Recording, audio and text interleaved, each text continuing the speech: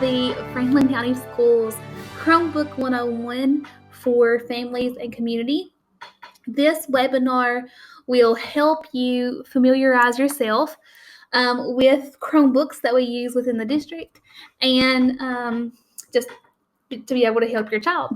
So before we get started, this QR code here will give you access to see these slides at your own pace if you want to do that. If you don't have a QR reader, Android and Apple phones, you can use just your camera to scan that and it will open, or you could type in this URL. So welcome, so happy that you're here learning with us, and if you ever have any questions, please let us know. I am Stella Pollard, and I work here at Franklin County Schools. I'm the Instructional Technology Coordinator, and before this role, I was actually a middle school science teacher within the district. So, yeah, that's just a little bit about me. If you ever have any questions about technology that you think that I might be able to answer or assist you with, I will be more than happy to do that. Here is my email address, and you can email me anytime to get some help. So stella.pollard@franklin.kyschools.us. Today's agenda, we're going to be talking a little bit about Title I, what that is and why. Offline usage, how to use those Chromebooks whenever a child does not have internet access. An introduction to Google Classroom, how to see what work has been turned in, how to see grades and feedback with your child, the Google Calendar of Google Classroom, how to view the search history, email and the appropriate usage, Infinite Campus, and digital citizenship.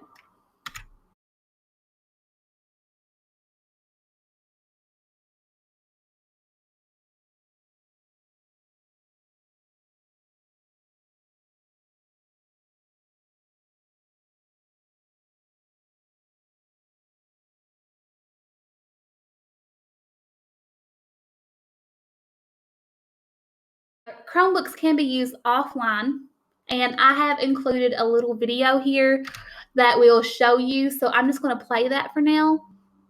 And here is the video. Hey everybody, so we are going to be seeing how we can help your child be able to connect their Google Chromebook without having internet access so they can work on their Google Drive files while being offline. So I have a Chromebook here, and you can see that right now it's got a little red triangle there. That little red triangle means that there's no internet access. So all I need to do is just click on my icon, and you can see network not available. But inside of this, you have a little link, and you want to click on that. It says sign in as an existing user, and then it'll prompt you or your child to put in their email address. Now, the way the Google Chromebook works, it doesn't have a whole lot of storage on there, but it does have enough to where a student could be working offline, and it saves it until they get to their school or to another secure place with internet. So this is a way that they could technically work on the bus if they wanted to, or anywhere that the internet's just not available to them. And it's going to go a little slow. If the Google Drive does not automatically pop up, you can click this little icon here that looks like a recycling triangle. So if you just click on that, it's going to pull up your Google Drive. And it will take it just a couple of seconds in order for the drive to load, because it doesn't have internet and it's trying to load a lot of files. The students will be a little bit quicker than me. I have a whole lot of stuff inside of there.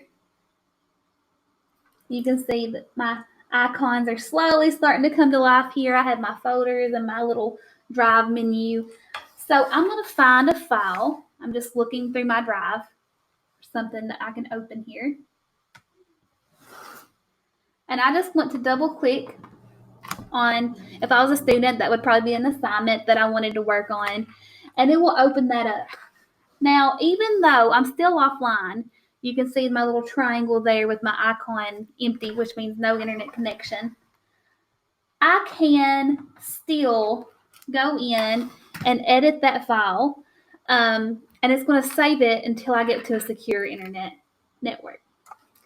So what I'm doing now, I'm connecting my Chromebook back to the Wi-Fi, and you can see I now have my little triangle down here in the corner and my little Wi-Fi icon. I'm going to try to hold this without dropping. So in this corner here, there's a triangle, and I've connected it back to the internet. You can see that my changes that I made while I was offline are still right there for me. Now, in order for this to work, in order for your Chromebooks to work offline, your child will need to go into their Google Drive and click on this little cog wheel here. Looks like the settings wheel. And then they want to click on the settings menu. Now, this is automatically defaulted by the district that this offline is checked, and it should be grayed out. The student should not be able to change that. But for some reason, if your child is not checked, you just want to go down to where it says offline, and you will want to make sure that box is checked. And let us know if that is unchecked. That way we can make sure that your child's Chromebook is getting all of the current updates from the district. So that is how you use the Google Chromebooks without internet access. If you have any questions, please let me know. Now let's move into the introduction to Google Classroom. So Google Classroom is used by most of our middle school and high school teachers in order to give students their assignments. Google Classroom is fast and easy. It allows us to be able to give copies and give feedback and collect student work pretty quickly. However, if you do not understand Google Classroom, it could be like learning a different language. So this section is just going to help give you an idea as a parent or as a guardian on how to help your child at home to navigate Google Classroom. So when you go to Google Classroom, it's classroom.google.com, but there's also a Google Classroom app, and the app can be downloaded on your iPhones or your Android phones. You will need your child's contact information in order to log in, so you'll need their username and their password. But after they log in once, that will stay on your phone in order to be there whenever you need it. You can also log in on any device, whether it be a Chromebook or a laptop or a home computer, so they don't have to necessarily have their Chromebooks with them in order to do Google Classroom assignments. When you get into Google Classroom, the student will see all of their classes that they have from their different teachers. So you would just ask your child, like, hey, which class do we need to work in? You can see any upcoming assignments that are due inside of the little classroom cards. It'll say due and then what day and the time and the assignment. Students can click on that and it will take them to the assignment, or you can go into the classroom itself. Some helpful tips on how to check Google Classroom with your children. Check the calendar, check the Google Classroom stream, and again, you can download the app onto your phone and log in as your child. Lastly, you can log in on any computer, not just Chromebooks, to access Google Classroom. So some of this might be a little bit confusing to you, and I want to show you what I mean by all of these little tasks. So inside of Google Classroom, you can select a class, and then you go to the classwork page, and you're going to see a Google Calendar link right here. And that will share any due dates with you. So I want to show you what one of those looks like. When you get inside of the calendar, you'll be able to see any due dates for each class. Each class is going to have its own specific color. The students can change those. There's little lines right here. They'll click and change the color. But you'll be able to see each individual class's assignment just by clicking on the Google Calendar event. And I'm going to hop over to a Google Calendar right now just so you can see it from a student's perspective here. This would be kind of what it looks like whenever a child gets in there. They might not have as many events as me, but anyway, Google Calendar is not only great to see what assignments are coming up in the future, but also what's been done in the past. So if a child is studying for a test and they know that they've been in this unit from the beginning of school all the way until now, they can click on those assignments from the past. And that Google Calendar event has a link to the Google Classroom. And when the child selects that, it's going to take them directly to that assignment. So Google Calendar can be quite a handy tool. Next, the Google Classroom classwork page has a specific color code that goes along with assignments that are completed versus assignments that aren't. So if the assignment inside of the classwork stream has a gray circle beside of it, that means that task has been completed. Your child has turned that assignment in and they do not have anything else to do with that assignment. You can still click on that and see what they have attached to the assignment to make sure that they have completed it if you would like to. Secondly, the other color, mine's orange on this page, but it can be red or a different color, just depending upon the theme of that teacher's classroom. But the colorful circle means that it's an assignment that hasn't been turned in yet and they still need to do it. So for instance, I'm in a Google Classroom now as a student. If I click on one of these gray circles, I can see that it says turn in. In order to see the work that I've done, I just click view assignment. And then I can see all of the attachments that I've had over here to the side where it says your work. If I click on one of the circles that are colored in, then I can click view assignment and I can see that this is missing, and I can click any attachments that have already been created for me, or I can add or create directly from Google Drive or create a brand new doc, slide, sheets, or drawings exactly from here. Originality reports is something that's pretty new. Students can run this in order to see if their work that they've attached has any copyright infringements, and it will tell them to cite their sources. So that's a great little feature that they just recently added. Once I'm happy with my work, I just click turn in, and then that assignment will be marked as either turned in, or in this case, this student turned this assignment in late.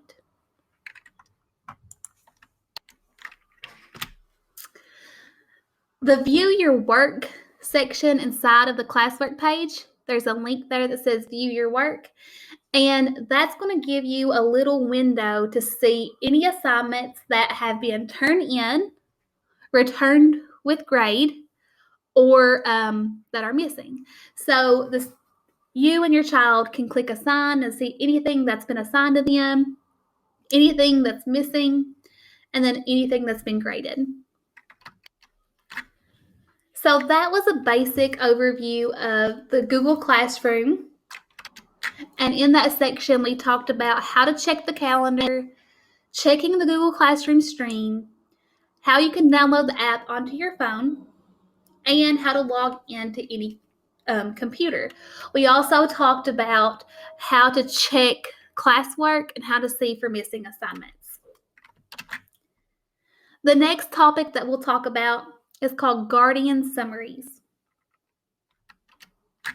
Guardian Summaries kind of give you either a daily or weekly update on assignments that your student has been assigned, or assignments that your child has had missing, or anything that's been returned with a grade. So here's how to get it set up. Step number 1, before you get access to seeing your child's Google Classroom data, you will first need an email invitation. So what that looks like from a teacher's point of view, I have a Google Classroom here. The teacher will click on People, and then any student that has a Franklin County address, right here it will say Add Guardian, and the teacher will just go in and type in that child's name. After the teacher does that, you will get an email invitation, and you have to accept those that invitation in order to get those weekly summaries. So email one teacher on your child's roster, just one. Once they do it for one class, it will be on there for every single one of them forever until your child graduates from Franklin County Schools. So here's what the invitation looks like. It's an email, and it'll say the teacher invited you as a guardian in Google Classroom. So you will then accept this invitation, and then it will ask you if you want to get results weekly or daily. And then your emails will begin. And this is what the emails look like. You get student work, class activity, and it's just in one nice little compacted area. Okay, so that takes us to the teacher suggestions. I sent out a questionnaire to see what the teachers wanted for parents to be able to know about the Chromebooks, and these are some of the suggestions that I was able to get. One thing, keyboard shortcuts help to monitor some behavior at home, and these came from teachers both at EMS and BMS. So if you use Control and J, just press those down at the same time, you get a search history. And this is what it looks like. So Control and J, and it pops up over here. You'll be able to search through all of the files and all of the things your child has went to. Control Shift T reopens a closed tab. So when I press Control Shift T at the same time, I get this because that's the last tab that I closed. Some other keyboard shortcuts to help students out. Control and C lets the child copy paste. So if they highlight something and they press Control C, it copies. If they press Control V, it pastes. If they press Control X, it cuts the text out. And then Control Z is the undo button. Some teachers at Franklin County wanted us to share that when students get to them, especially whenever they're juniors and seniors, they're starting to see a lot of the children have a hard time with email. So I'm going to include a link inside of the notes that will give you some tips on how to help your child properly use email. A lot of the times they're sending them without subjects, or they're putting all of their message inside of that subject line and sending it blank. So I have a great resource there to share with you in order to help that. Parent Portal is available to all guardians of students within the school district. In order to get your login information, please contact the attendance clerk at the school your child attends, and they will be able to get you that. But over the summer, you should have received something in the mail from Franklin County Schools that gave you a user ID and a password that you could change. I also have a resource for digital citizenship. We also have some other things coming out about digital citizenship from the local level, but for now, I've just included a link to give you some helpful tips on talking to your child about digital citizenship, and I will include that in the notes. The last thing that I have to share with you before we get to the evaluation, we have started an EdTech Roundup newsletter. This comes out every Monday, and if you would like to subscribe, this link will be in the notes. There's also the QR code here. So if you would like to subscribe, you go to it and press the subscribe button, and I'll make sure that you get it. Up here at the top, there's stuff sprinkled in here for parents, But at the main bottom, I have a Parents Corner and I share resources for you.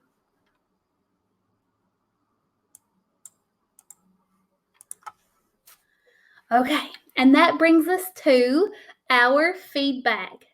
So if you are an Apple or Android user, you can scan here, but if you are watching this on a computer or you don't have a QR reader, then you can go to this link and I'll include that in the show notes. This is the feedback form. It's completely anonymous unless you decide to answer this question here. I did not make that one be required, so you can definitely leave that one blank. But if you have any questions that you would like to leave and have us contact you back, please fill this out, put your email address in there or a way that I can get in touch with you, and any feedback would be greatly appreciated.